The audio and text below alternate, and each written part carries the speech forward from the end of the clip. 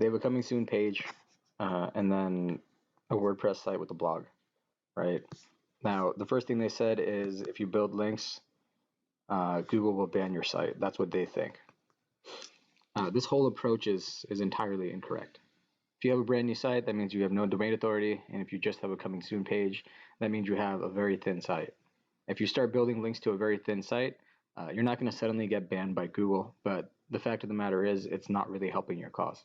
There's two things that you need to focus on when you're doing SaaS or when you're doing SEO for a new company, a new website, and that's content you build on the site and links that you build off the site.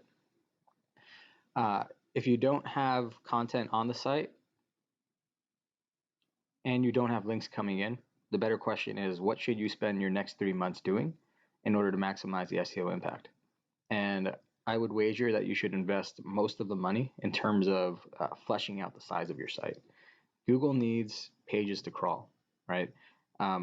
Nowadays, there's too much competition. You probably have over 24 competitors. Everyone's building links. Everybody's going after the same keywords. So what you need to do is establish to Google that, hey, this is the industry I'm in. This is my thematic relevance. These are the keywords I want to target. And the way you start doing that is if you want to go really crazy with it, I would hire a writer. I would put together a budget of 20 to 50 articles, each one 1,000 words. I would spend some research on websites like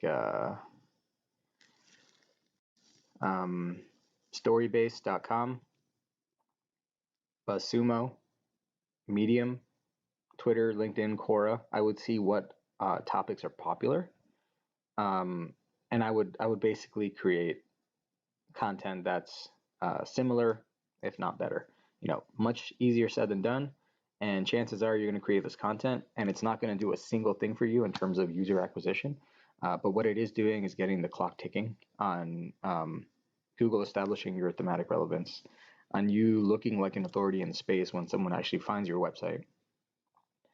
And make sure you're doing things like setting internal links properly, right? So if you have a bunch of blog posts and you have your keywords that you want, and you have the way a website should be set up is you have your blogs and you have your main keyword-rich landing pages, right?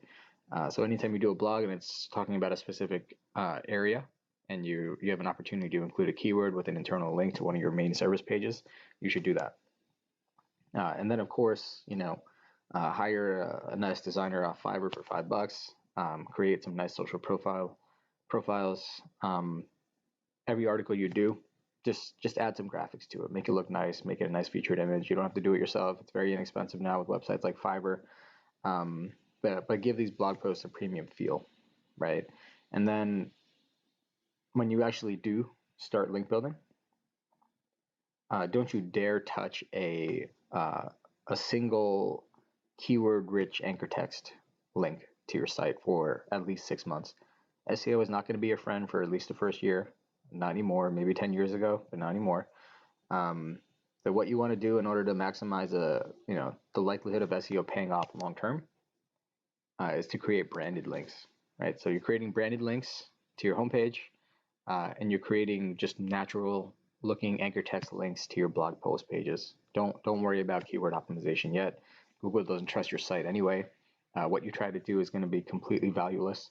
But when you do get to the point of, you've built anywhere from 50 to 100 referring domain type links and nothing with PBNs, just on decent sites,